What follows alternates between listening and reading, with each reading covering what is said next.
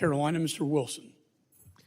Thank you very much, Chairman Mike McCall, and thank you for your 4 years of leadership on this committee. It's just been so effective for the American people.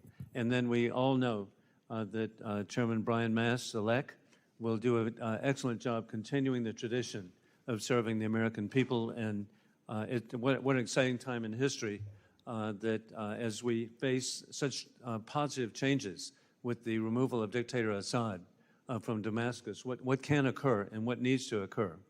But sadly, the Assad departure and anything that's been positive was despite the Biden administration. Because, hey, until last week, there was an effort to try to some level of normalization with Assad, which is, but that's not what we're here today.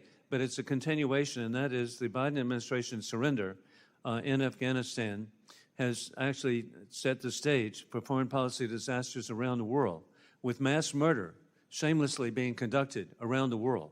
Our allies who stood with us for decades watched as the Americans capitulated to terrorists, creating safe haven for terrorism, and abandoned allies. It was so incredible that this catastrophic decision of was the worst ever for American military and national security.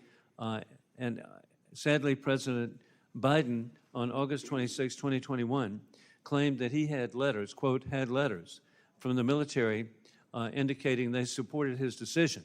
And Mr. Secretary, I'll be giving you copies that evening.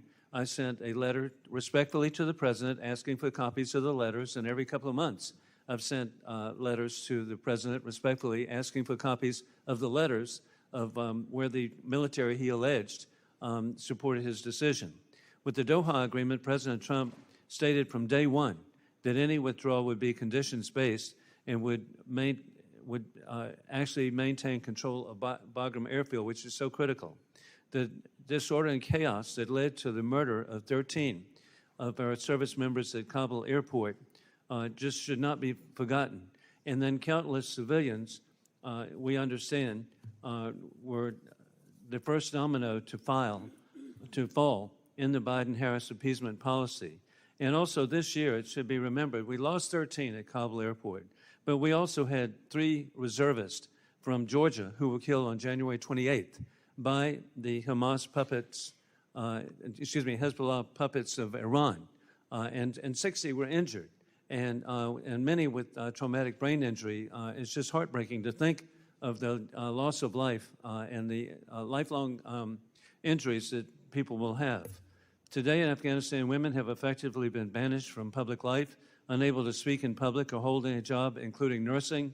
And I still cherish seeing little girls. I visited Afghanistan very frequently to see little girls going to school with their jeeps or whatever, and then little guys going to school with something not indigenous to people of Afghanistan, and it was baseball caps. And so that doesn't occur now.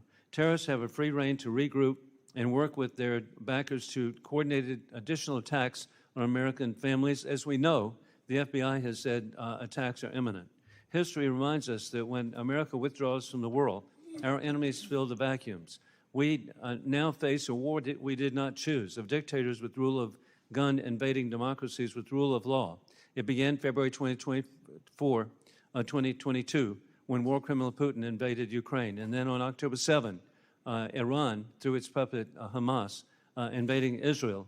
And we all see that the risk that we have, and it's personal to me, Mr. Secretary, my appreciation of the people of Afghanistan. I was grateful to serve with the late Sheila Jackson Lee as co-chair of the Afghan caucus. And we met with so many wonderful people who, it's bipartisan, our concerns. And then I'm grateful my former National Guard unit, 218th Mechanized Infantry Brigade of the South Army Guard, served for a year under General Bob Livingston. And they've developed a real fondness for their Afghan brothers. And finally, I'm really grateful my number 4 son, First Lieutenant Hunter Wilson, served for a year as an engineer in Afghanistan. And so I would just really want to let you know that I'm just so disappointed. Hey, I really get trouble at home. I said I wanted Biden to succeed, but this has not occurred, and we've just got to address this. And with that, I yield back my time. Gentleman yields.